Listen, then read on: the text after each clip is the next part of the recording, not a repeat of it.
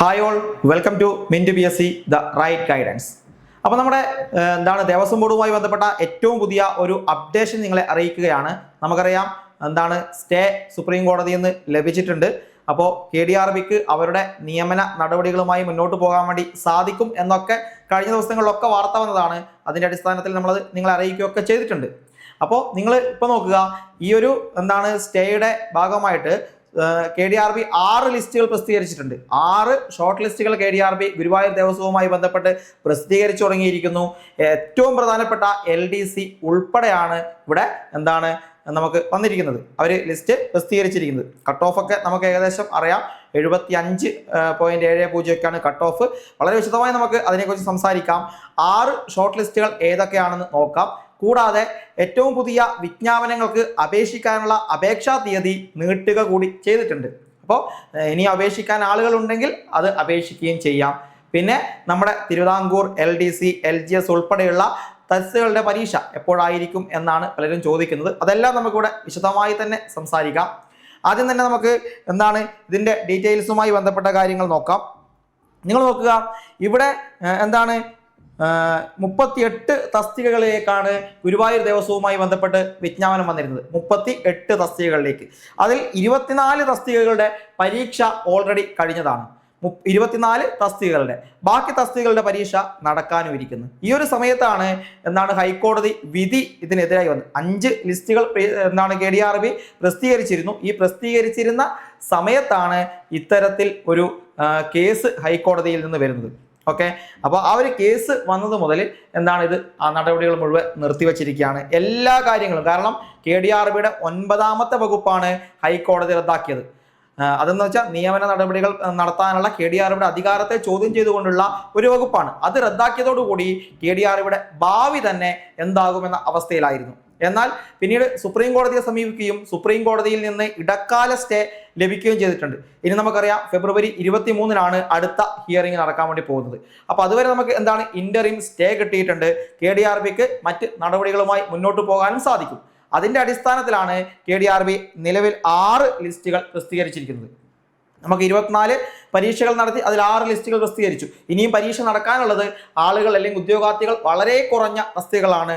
അതുകൊണ്ട് അത് ഇന്റർവ്യൂവിന്റെ അടിസ്ഥാനത്തിൽ മാത്രം നിയമനം നടത്താനാണ് തീരുമാനമായിരിക്കുന്നത്. ഇന്റർവ്യൂവിന്റെ അടിസ്ഥാനത്തിൽ മാത്രമായിരിക്കും അവിടെ നിയമനം ലഭിക്കുക എന്ന് നിങ്ങൾ മനസ്സിലാക്കുക.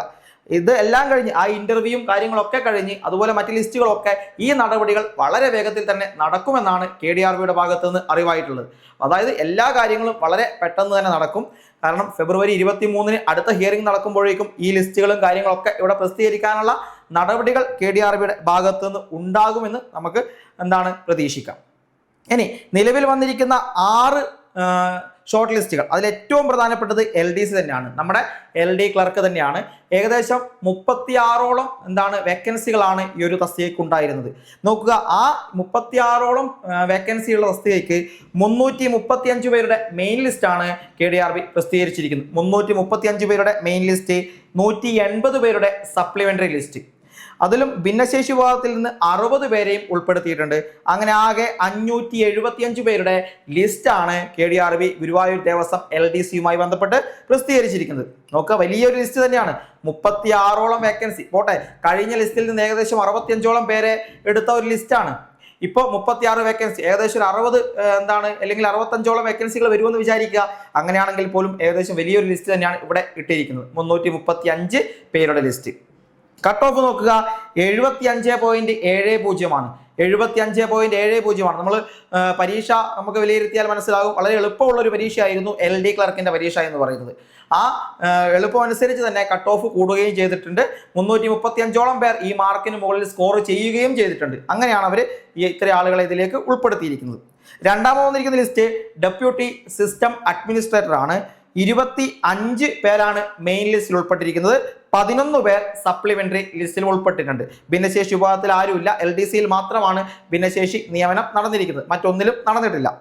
അങ്ങനെ ആകെ 36 പേരുടെ ഒരു ഷോർട്ട് ലിസ്റ്റ് ആണ് ഡെപ്യൂട്ടി സിസ്റ്റം അഡ്മിനിസ്ട്രേറ്ററുമായി ബന്ധപ്പെട്ട് ഇട്ടിരിക്കുന്നത്. അതിന്റെ കട്ട് ഓഫ് നിങ്ങൾ നോക്കുക, 47.37 മാർക്കാണ്. 47.37 മാർക്ക്. അടുത്തത് കമ്പ്യൂട്ടർ സ്പെഷ്യൽ അസിസ്റ്റന്റ് ആണ്. അതിലും 25 പേരുടെ ലിസ്റ്റ് തന്നെയാണ് ഇട്ടിരിക്കുന്നത്. സപ്ലിമെന്ററിയിൽ 5 പേരെയും, അങ്ങനെ ആകെ 30 പേരെയാണ് ആ ഒരു ലിസ്റ്റിൽ, അതായത് കമ്പ്യൂട്ടർ സ്പെഷ്യൽ അസിസ്റ്റന്റിൽ ഉൾപ്പെടുത്തിയിരിക്കുന്നത്. 34.04 മാർക്കാണ് ഇതിന്റെ കട്ട് ഓഫ് എന്ന് പറയുന്നത്. 34.04. അടുത്തത് കമ്പ്യൂട്ടർ ഓപ്പറേറ്റർ അല്ലെങ്കിൽ എൻട്രി ഓപ്പറേറ്റർ ആണ്.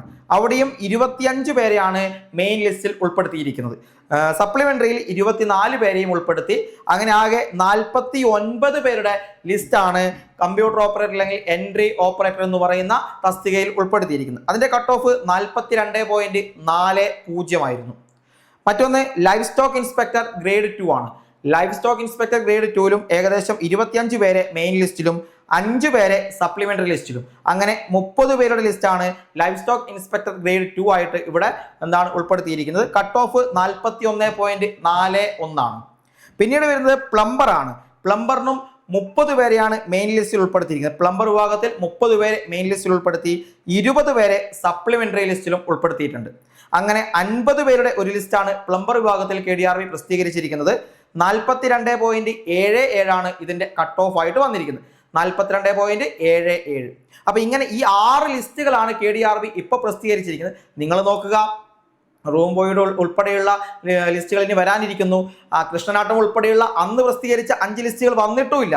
അന്ന് 5 ലിസ്റ്റുകൾ ഏറ്റവും കേസ് വരുന്നതിന്റെ തൊട്ട് തലേന്ന് KDRB പ്രസിദ്ധീകരിച്ച ആ ഒന്നും ഇതുവരെ ഇവിടെ വന്നിട്ടില്ല. പകരം 6 പുതിയ ലിസ്റ്റുകൾ ഇവിടെ വന്നിട്ടുണ്ട്. അങ്ങനെ വെച്ച് നോക്കുമ്പോൾ അതുകൂടി കൂട്ടിയാൽ 11 ലിസ്റ്റാണ്. ഓക്കെ, ഇപ്പൊ 6 ലിസ്റ്റാണ് ഇവിടെ വന്നിരിക്കുന്നത്. 6 ലിസ്റ്റിന്റെ കട്ട് ഓഫും കാര്യങ്ങളും. ഇതിൽ ഏറ്റവും പ്രധാനപ്പെട്ട LDC 75.70 ആണ് കട്ട് ഓഫ് ആയിട്ട് ഇവിടെ വന്നിരിക്കുന്നത്. നിങ്ങൾക്ക് വ്യക്തമായിട്ട് ഇവിടെ മനസ്സിലാവും.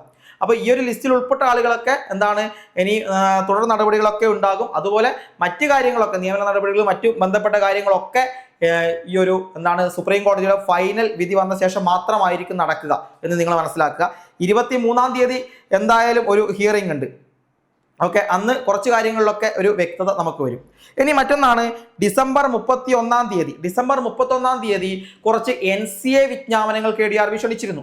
അതായത് നമ്മൾ ഓൾറെഡി തിരുവിതാംകൂർ, അതുപോലെ കൊച്ചി, ഗുരുവായൂർ, കൂടൽമാണിക്യം ഉൾപ്പെടെയുള്ള തസ്തികകളിലേക്ക് കുറച്ച് വിജ്ഞാപനങ്ങൾ മുന്നേ KDRBയുടെ ഭാഗത്തുനിന്നുണ്ടായി. അതിൽ നമ്മൾ അപേക്ഷ സമർപ്പിച്ചിട്ടുണ്ട്. തിരുവിതാംകൂർ LDC, അതുപോലെ peon, Guruvayur watchman, Koodalmanikyam LDC, Cochin Devaswom board LDC, ഇവയിലൊക്കെ അപേക്ഷ ക്ഷണിച്ചു. അതിൽ നമ്മൾ അപേക്ഷ കൊടുക്കുകയൊക്കെ ചെയ്തിട്ടുണ്ട്. അതിനുശേഷമാണ് ഡിസംബർ 31-ന് പുതിയ ഒരു NCA വിജ്ഞാപനം വരുന്നത്. അതും ഈ പറയുന്ന തിരുവിതാംകൂർ, കൊച്ചി, ഗുരുവായൂർ, കൂടൽമാണിക്യം ഈ പറയുന്ന പല വിഭാഗങ്ങളിലേക്കും തസ്തികകളിലേക്കും തന്നെയാണ് പരീക്ഷ അല്ലെങ്കിൽ വിജ്ഞാപനം വന്നത്. അതിന്റെ അപേക്ഷ സ്വീകരിക്കാനുള്ള തീയതി ഫെബ്രുവരി 20 വരെ നീട്ടിയിട്ടുണ്ട്. അതായത് 22 കാറ്റഗറികളിലേക്കാണ് NCA നോട്ടിഫിക്കേഷൻ വന്നത്. ആ 22 കാറ്റഗറികളിലെയും അപേക്ഷ സ്വീകരിക്കുന്നതിനുള്ള അവസാന തീയതി എന്ന് പറയുന്നത് ഫെബ്രുവരി മാസം 20-ാം തീയതി വരെ നീട്ടിയിട്ടുണ്ട് എന്ന് നിങ്ങൾ മനസ്സിലാക്കുക. മിക്കവാറും ഈ NCA പരീക്ഷയും നമ്മുടെ ഓൾറെഡി വന്നിരിക്കുന്ന അല്ലെങ്കിൽ അപേക്ഷാ സമയം കഴിഞ്ഞിരിക്കുന്ന തിരുവിതാംകൂർ LDC, പ്യൂണ്, മറ്റ് സ്ട്രോങ് റൂം ഗാർഡ് ഉൾപ്പെടെയുള്ള പരീക്ഷകളൊക്കെ ഇതിന്റെ കൂടെ തന്നെ നടത്താനാണ് സാധ്യത ഏറ്റവും കൂടുതൽ. അങ്ങനെ വന്നു കഴിഞ്ഞാൽ മാർച്ച് മാസം അവസാനത്തോടു കൂടിയോ അല്ലെങ്കിൽ ഏപ്രിൽ മാസമോ ആയിരിക്കും നമ്മുടെ പരീക്ഷ നടക്കാൻ വേണ്ടി പോകുന്നത്. അതായത് നമുക്ക് ഇലക്ഷനൊക്കെ വരാൻ വേണ്ടി പോകുന്നുണ്ട്. അതിന് മുന്നോടിയായിട്ട് ചിലപ്പോൾ വേറെ പ്രശ്നങ്ങളൊന്നും വന്നിട്ടില്ലെങ്കിൽ ഈ ഒരു എക്സാം കണ്ടക്ട് ചെയ്യാനുള്ള സാധ്യതയുണ്ട്. ഫെബ്രുവരിയിൽ എന്തായാലും എക്സാം ഉണ്ടാവില്ല. കാരണം നമുക്ക് ഒരു മാസം ഏറ്റവും കുറഞ്ഞത് ഇതിന്റെ എക്സാം ഡേറ്റും സിലബസും വന്നു കഴിഞ്ഞാൽ കിട്ടും. അങ്ങനെ വരുമ്പോൾ നമുക്ക് 20-ാം തീയതി വരെ അപേക്ഷ സമർപ്പിക്കാനുള്ള തീയതിയുണ്ട്.